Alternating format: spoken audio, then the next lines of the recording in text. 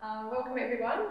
So I'm Lynzi Armstrong. I'm a lecturer in criminology at Victoria University in Wellington. And this is my colleague, Professor Gillian Abel from the School of Population Health at the University of Otago. Thank you all for coming to hear us speak. I really appreciate so much that you've given up an hour of your day. So thank you very much. And thank you to Jordan for inviting us to be here. I feel so privileged to get to speak in this amazing space at this exhibition. I think it's so powerful, for starting conversations and thinking about sex work issues. So yeah, thank you to Jordan and thank you to the team here at DECO as well for hosting us.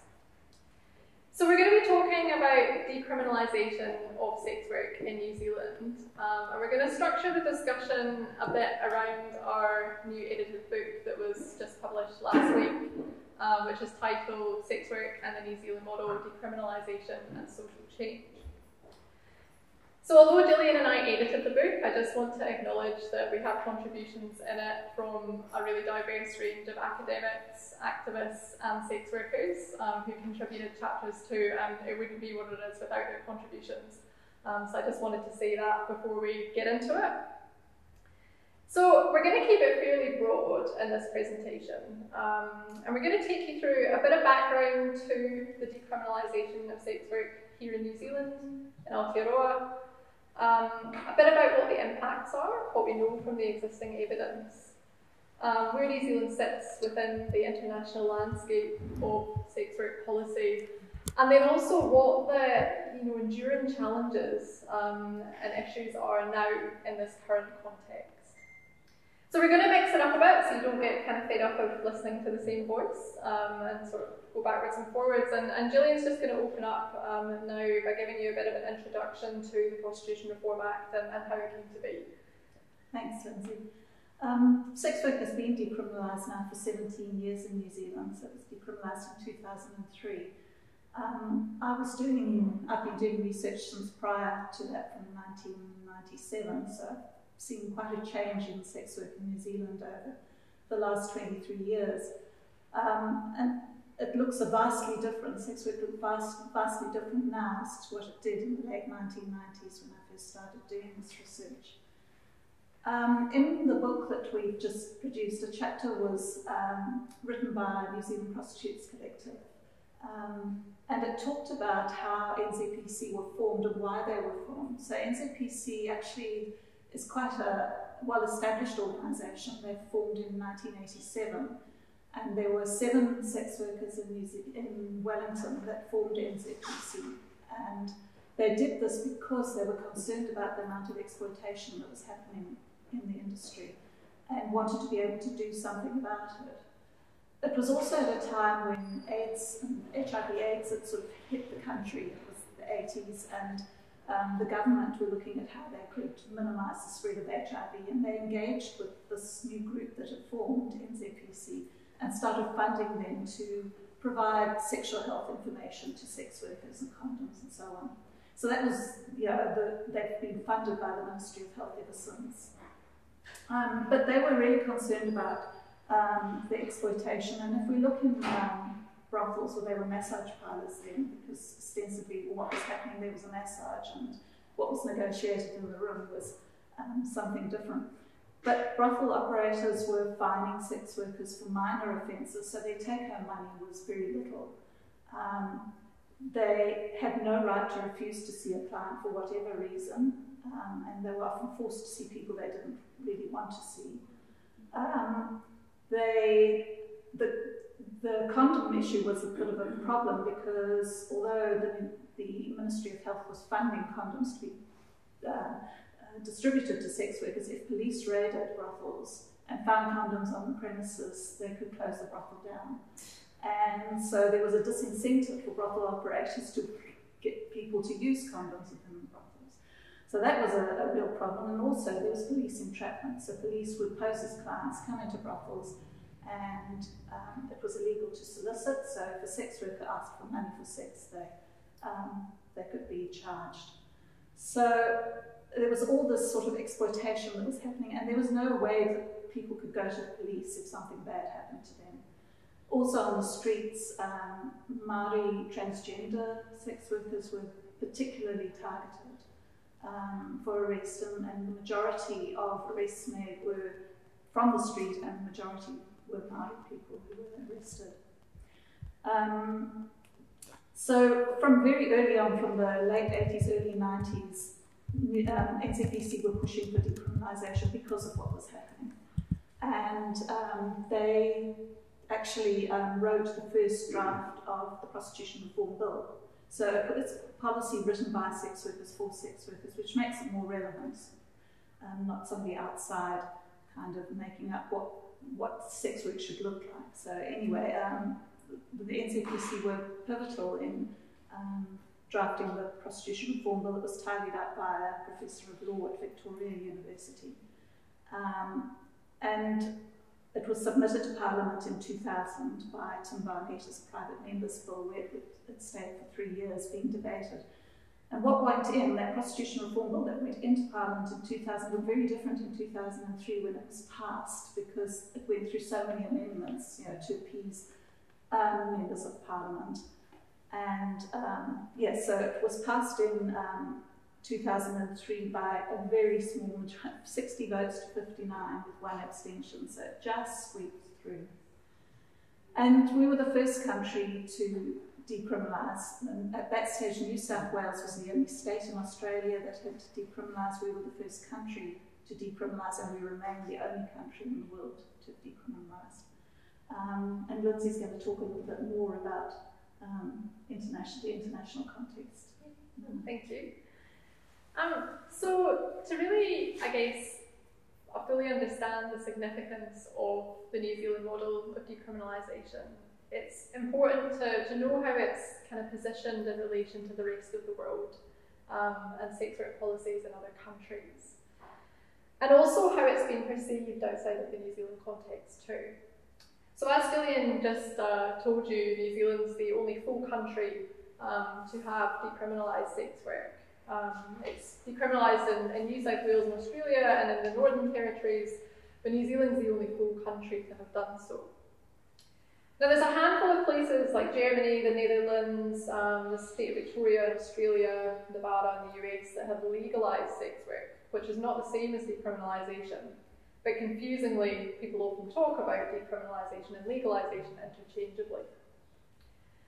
So legalisation involves a lot more state control and a lot of regulation, and regulation that is intended to kind of contain and restrict the sex industry, instead of regulation that's actually intended to make sex workers' lives better, as it is in New Zealand.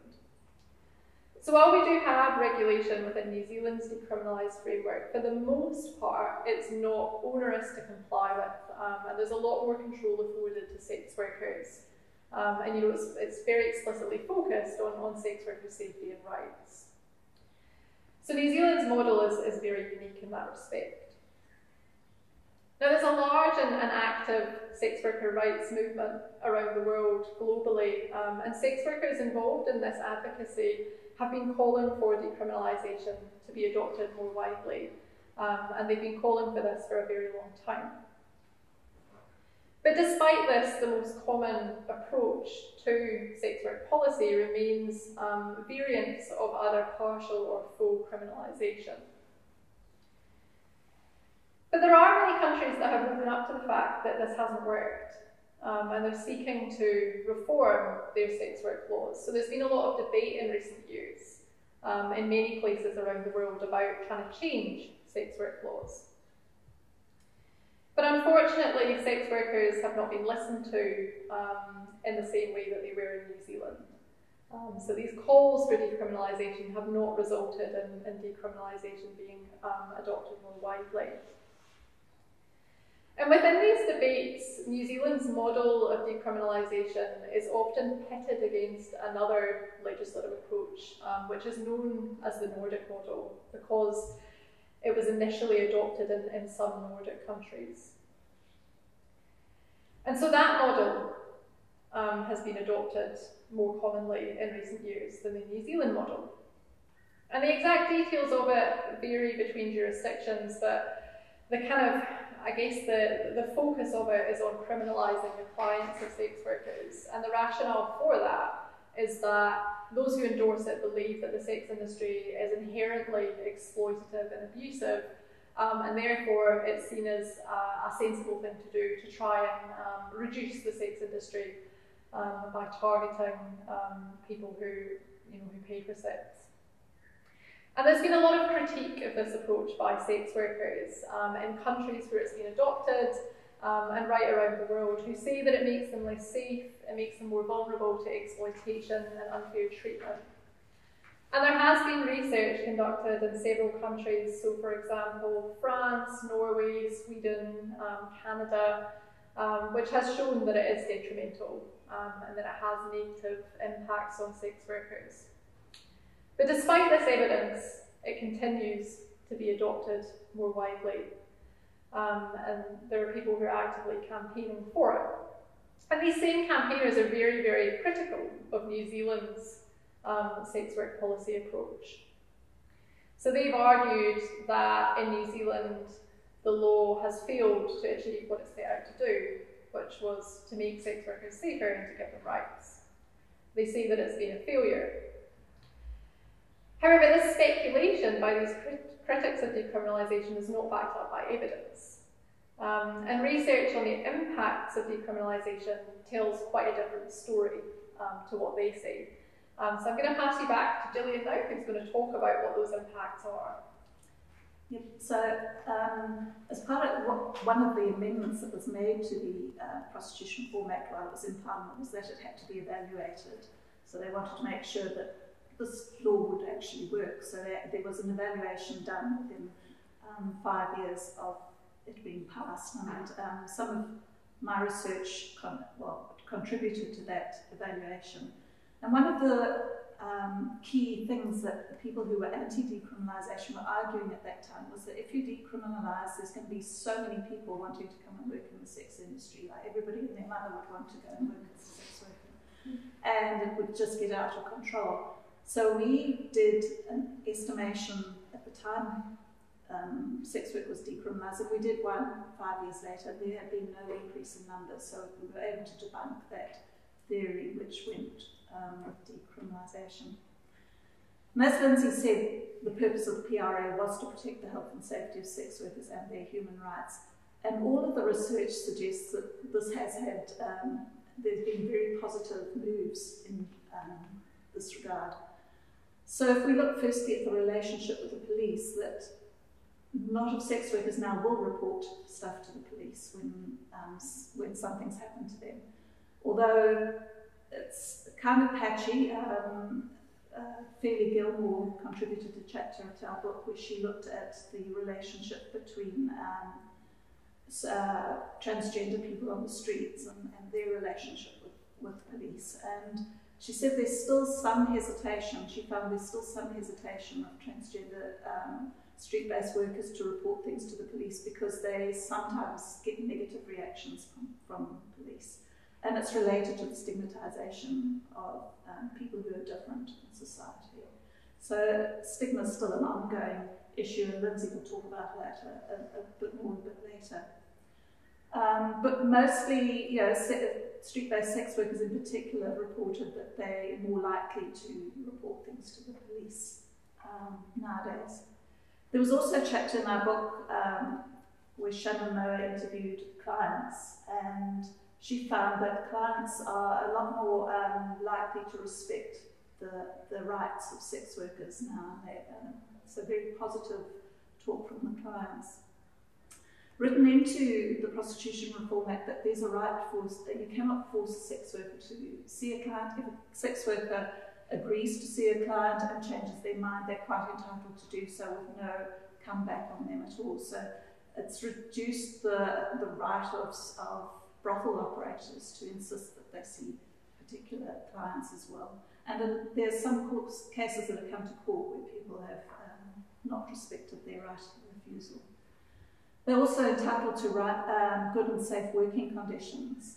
Now, sex workers are not employees, they're independent contractors, so they can't go to the employment courts, but they can use the Human Rights Tribunal, and few have used that. One particular case a few years ago was a sex worker who took a brothel operator to court because of sexual harassment. And this was verbal sexual harassment, and she won that case and won $25,000 in that case.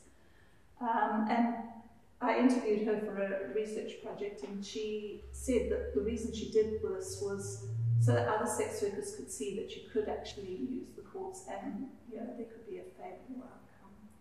And most of the court cases, well, all of the court cases that I know of, sex workers have had name suppression. If they wanted name suppression, they get names. So it's not out in the open that they're a sex worker. It's not, their names are not printed in the newspaper. And the more sex workers get confidence in being able to report and still remain anonymous, the more cases will come to court. They also have the right to determine what services they provide. So they decide what services, not the brothel operator. It's not to say that everything is rosy. There are hiccups, and they're caused by some of the amendments that were put into the Prostitution Reform Act while it was in Parliament. And in a short while, I'll discuss one of those amendments, which was to do with migrant sex workers. But before that, Lynzi's going to talk about remaining challenges related to stigma. Thank you. So as Gillian's just said, decriminalisation has had a range of really, really positive impacts on sex workers in New Zealand. But of course, we know that laws do not kind of solve everything and create these kind of perfect societies. They're not a panacea in that respect. So there are still some challenges and some more work that needs to be done. So the legacy of stigma is definitely one of those remaining challenges, and it's really central to, I think, several chapters of the book. Stigma comes through really strongly, and it's obviously a very, very key theme to this exhibition, this issue of stigma and discrimination too. So the stigma associated with sex work has a very long history. It links back really to the patriarchal legacy which cemented social judgments of women's sexuality, and it created these divisions between women, specifically what gets referred to as the Madonna-whore dichotomy, where women are either considered chaste and good or sexual and bad. So the stigma that we see today is, it's not something that's kind of just come around in recent years. It's very, very historically rooted. And the stigma is also connected to the laws surrounding sex work, which arguably really kind of, I guess, reinforce and reflect how sex workers are seen in society. So criminalisation of sex work, for example, has long been associated with high levels of stigma, with actually exacerbating stigma. So I guess that raises the question then of whether decriminalisation may help to shift stigma over time. And the enduring impacts of stigma was something that was raised in the research that Gillian and colleagues conducted to evaluate the Prostitution Reform Act, particularly in relation to it still being quite a significant barrier to sex workers reporting violence, for example. But the Prostitution Law Review Committee report stressed that stigma was going to take time to dissipate. It's not something that is going to change overnight. And we're now obviously 17 years down the track from the law changing. So it's important that we continue to look at it and to try and get a sense of whether things have started to shift. So people who oppose the sex industry often argue that stigma is a good thing. They actually think that it's a positive thing because they think it's a deterrent to people getting involved in sex work. And even people who are not anti-sex work, but who haven't experienced what it is to be stigmatised, themselves may not understand why stigma is actually so important to undo, why it's so significant. But stigma is just so central to so many of the challenges faced by sex workers. So it's associated with violence and with harassment. It can have really serious impacts on family and intimate relationships. It can result in discrimination, which impacts work opportunities like finding somewhere to work from, advertising opportunities. It also makes it more difficult for people to shift into other forms of work outside of the sex industry if that's something that they decide that they want to do, at a later point. It plays out in courtrooms, in airports, in banks, and in a myriad of very mundane, everyday interactions too. It's everywhere, and if we could make inroads into eroding stigma, it would impact on so many other issues and so many other experiences. So it's really important that we continue to look at it. And because of stigma, it's very common for sex workers to really closely guard information about their work. So to be quite selective about who they tell about their work and who they don't. So compartmentalising and keeping secrets is often a really important protective strategy against stigma. And the extent to which people feel that they can actually talk openly about their work is quite an important indicator of stigma too. So how comfortable then are sex workers in New Zealand today, sharing information about their work with other people, telling people about their work? Well, that's a focus of one of the chapters of the book, co-written by me and Sherida Fraser, who works at the Wellington NZPC, and also as a researcher with me at Vic on my current project. So we did some interviews in 2018 with 20 sex workers. We're currently doing some more interviews now for a new project. And for the most part, those that we have interviewed for these projects have not internalised stigma at all. They don't feel ashamed to be a sex worker. And on the contrary, are often very proud of that part of their life, and proud that this is something that they've done. But stigma really limits the ability to actually talk about sex work in that way. So for example, one of the people we interviewed in 2018, Sophie, said, "I'm immensely proud to be a sex worker, and I just want to tell everyone. I want to scream it from the rooftops, but you can't. You just can't talk about it in that way. Oh, I can't talk about it in the way that I want to." So she really wanted to be able to share this about herself, but because of stigma, she wasn't able to.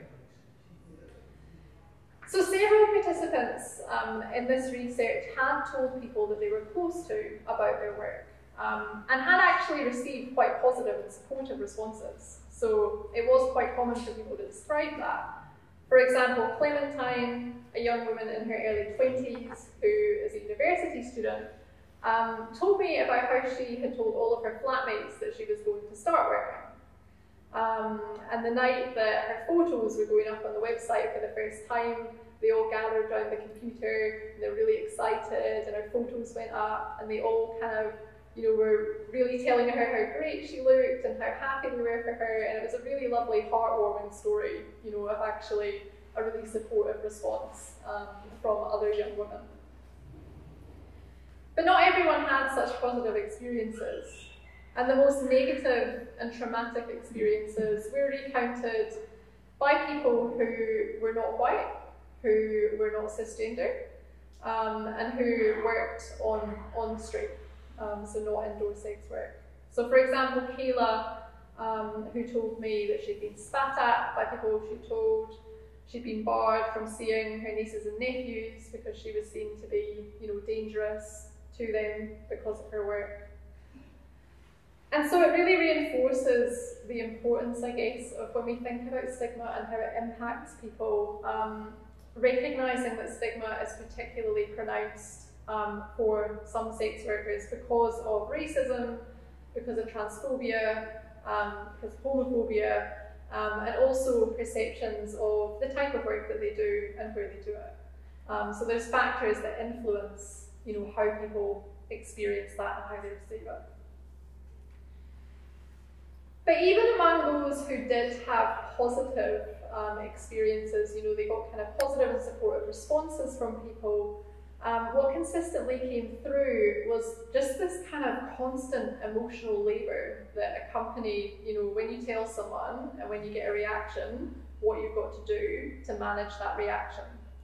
and the kind of filtering of information that still needed to be done because of stigma.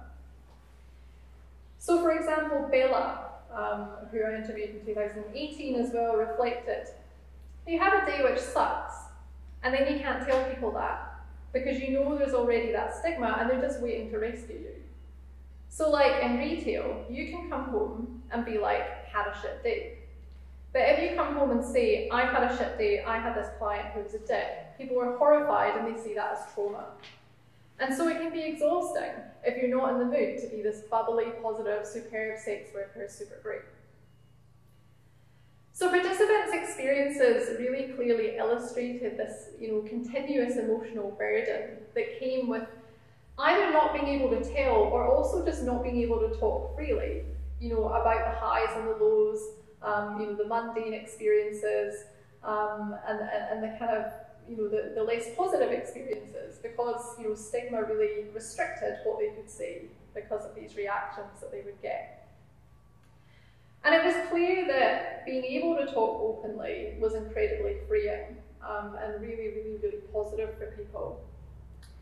So for example, Jordan explained, not having to lie is a lot more freeing, and being able to not censor what you're talking about. Like when someone says, how was your day? I have to automatically think, right, do I tell you some made up mundane story about how my day was because you don't know I'm a sex worker? Or can I say, yeah, I shoved my finger up a guy's arse today, it was fantastic, what did you do? And so you're constantly filtering that out. What's my lie? What's my preparation? What's my story? And it's really tiring having to think beforehand, crap, where in the lie am I? What kind of story have I told? And you don't want it to be a lie.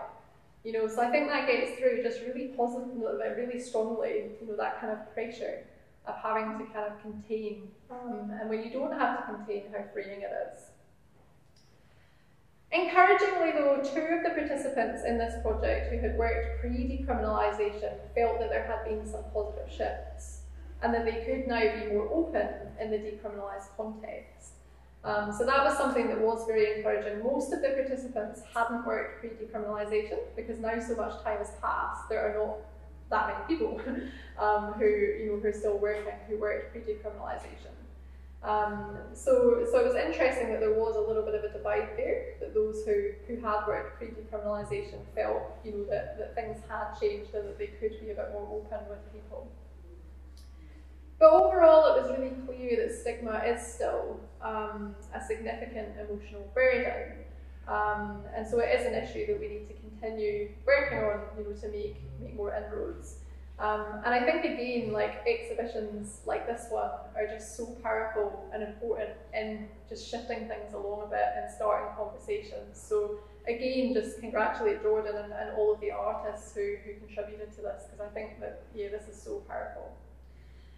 So I'm going to pass on to Gillian now, who's going to talk about one of the other kind of enduring issues, which, as she mentioned, is the situation with migrant sex workers. Thanks, Lynzi.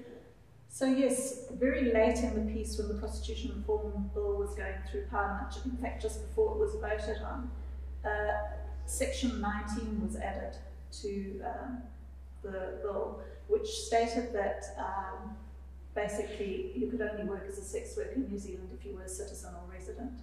So if you come into the country on a temporary visa, on a work visa, or as on a student visa, you are not able to work in the sex industry. It's the only occupation singled out that a migrant person cannot do. So in decriminalising sex work ostensibly in the eyes of the law is work as any other. So why is it singled out? So there was a lot of talk in Parliament, again from people who voted against decriminalisation, that should we decriminalise, we were going to become a haven for traffickers, that there were going to be sex workers trafficked into New Zealand. And I don't know the logic of how this was likely to happen. We've never had people trafficked into New Zealand before, and we still do not have any evidence that there's been people forced to come into New Zealand and sell sex. And it's open, what this section has done is open the door for exploitation. So if somebody is found to be working in sex work and they're on a temporary visa, they can be deported from the country. So that brings with it so it's virtually, it is criminalised, which goes back to what the whole of sex work was like before 2003, where exploitation can flourish. And immigration, the Ministry for Business, Innovation and Employment, where immigration sits within, they actually contracted Michael Roguski and myself to look at the experiences of migrant sex workers in New Zealand. And in typical government department style, they gave us 3 months to do it, which is a very short time if you're working in research to do really robust research. And when you're trying to find and talk to people, migrant sex workers who don't want to be found and don't want to talk for fear that they're going to be deported, it's really difficult. So we did talk to a number of migrant sex workers, but most of them were those that were not at greatest risk. So those who are not at great risk are English-speaking white migrants. So people coming from the United States or Germany who can speak English, and they go and get jobs in mainstream brothels, and they have very few problems. There is that niggle in the back of their mind that if they found out they could be deported. But generally they have quite a good experience working in New Zealand. If clients do ask them about their accent and whether they come from another country, they say, oh yes, I'm from Germany, but I've been here for a number of years, so they can kind of cover it up that they're not a migrant. The people that really are having a difficult time are the non-English speaking people that come to the country, and in particular Asian sex workers that come here, who can't speak English, don't go into those normal mainstream brothels and land up in suburban brothels, which are fairly underground and where they experience quite a lot of exploitation. So they do come to light through NZPC, and NZPC have dedicated person who speaks Mandarin and is on WeChat, which is the sort of Chinese equivalent of Facebook, and can get in contact with some of these migrant workers and gets to hear about some of the things that are going on. Some migrant workers will come into NZPC and go to the sexual health clinic, where also the nurses and the doctors can talk to them. But here in Auckland, it's different from other DHBs, district health boards, in that when they come to NZPC, they have to show their passport, and that deters a lot of people from actually going through and getting the sexual health checkups. What NZPC have also found is that some migrant workers are reporting money being withheld by brothel operators. So, and one was NZPC here in Auckland found that one sex worker had $18,000 withheld by the operator, and they wondered if she had actually earned any money, been given any money at all. Clients also can get away with not paying because they feel quite reassured that sex worker will not go to the police about it and risk deportation. Some migrant workers, sex workers, are being raped by brothel operators and by people posing as clients. So some migrant workers will work privately and go around the country, stay at motels, and some have been raped while they've been in those motels and have been too afraid to report it to the police. There are also demands for unprotected sex. So what Section 19 has opened up is a prime area for blackmail. So these migrant sex workers are being blackmailed, they're being exploited, and have got no recourse to the legal system at all. So we've written about this in the book, and Lynzi's also, she's done some research looking at what New Zealand sex workers say about migrant sex workers, and then Michael and myself talked about this small study we did for MB, and And the argument that we're trying to make is that if the PRA is really about making sex workers work as any other, and creating fair working conditions, how does Section 19 stack up against this? So there's no evidence that anybody has been trafficked into New Zealand to sell sex. The only trafficking offence that has come into the courts, and it's just been on the news this week, has been to do with the horticultural industry. But yet you can come into New Zealand still and work in horticulture. So if in the eyes of the law sex workers work as any other, why is it the only occupation singled out? It's not available for migrants, and that's a question that I think we need to deal with in New Zealand, because people are really being badly exploited while we sit here with this section in place. Thank you. So we've spent quite a bit of time today talking, looking back and thinking about the present context, but to make change we really need to look towards the future. And what else can we do? And as Gillian just said, looking at amending Section 19 would be a very, very positive step in the right direction. I just wanted to leave you with some questions to kind of mull over before we open up for you to ask us questions. You don't have to answer these questions, but just get them out there. So if you're not a sex worker, what can you do in the context of your life to better support sex workers in society? How often do you speak up if someone makes a joke or an offensive comment about sex workers? If you run a business, how inclusive is your business of sex workers? What could change to improve that? If a friend, a family member, an employee, a student, a tenant told you that they were a sex worker or they had been, how would you respond in a way that lets them know that you truly support them and doesn't make them feel stigmatised? So just some things to kind of think about. Thank you all so much for your time this morning. I really appreciate that you've come and you've listened to us speak. It's really, really good of you. And we can now open up if anyone has any questions that they want to ask us. Thank you.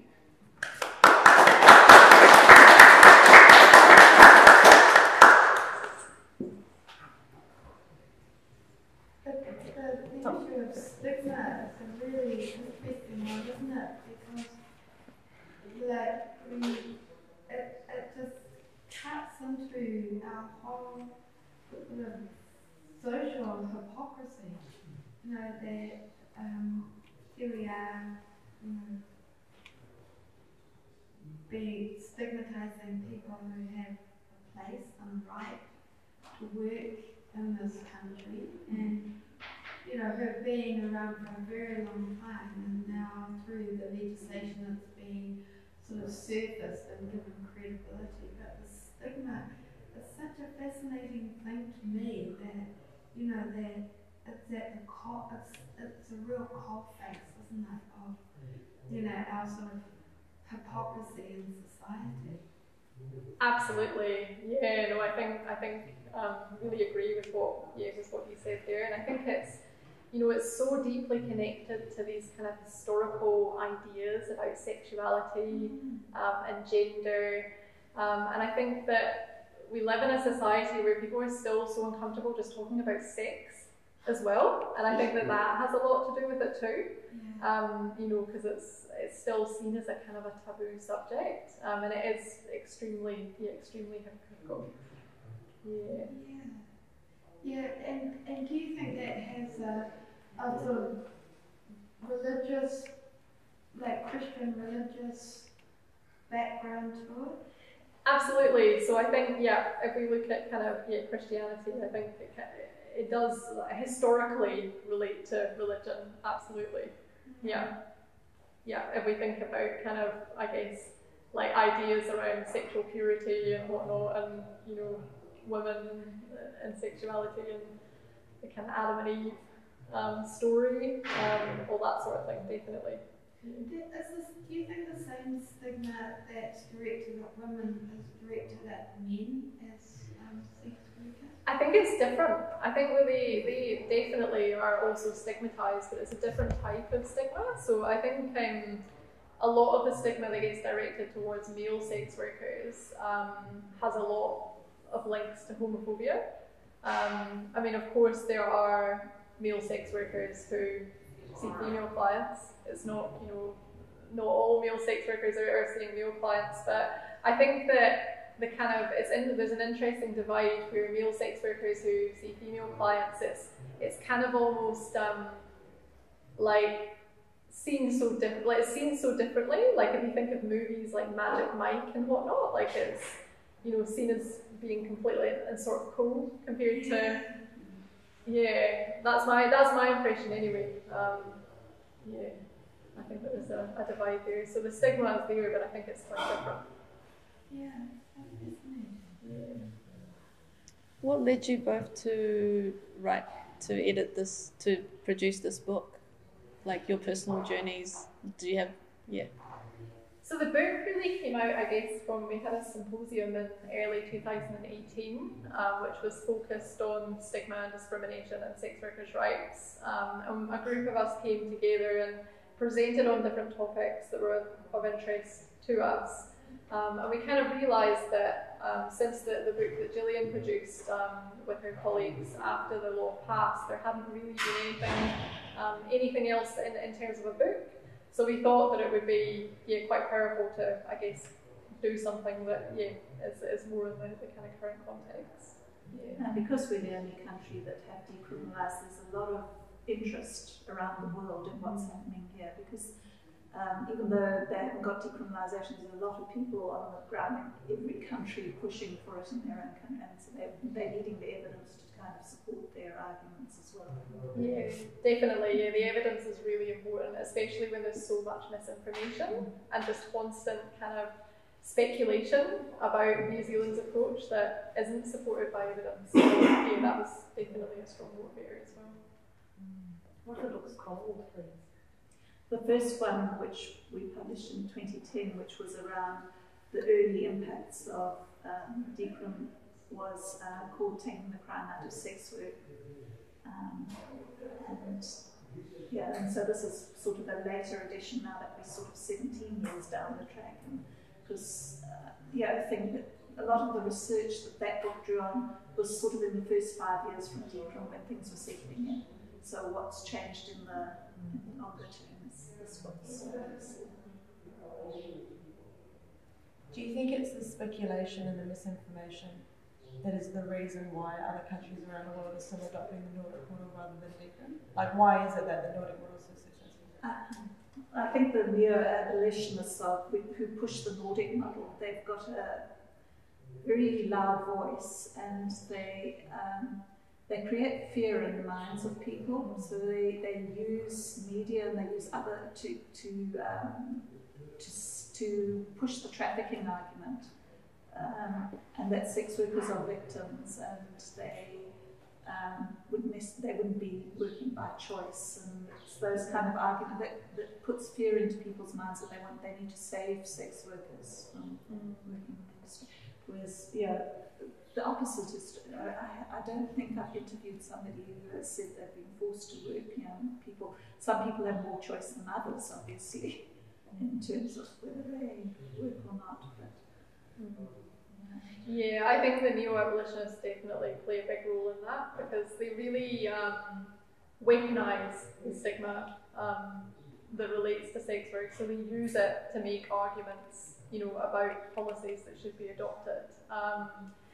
And I guess for people who don't know a lot about the sex industry, who've taken all of their ideas from kind of movies and media and TV and whatnot, and who might feel a bit uncomfortable with it, it's actually quite comfortable to listen to some of those arguments. Like, it's actually easier to listen to this kind of message that it is incredibly dangerous, incredibly exploitative, that everyone's being forced.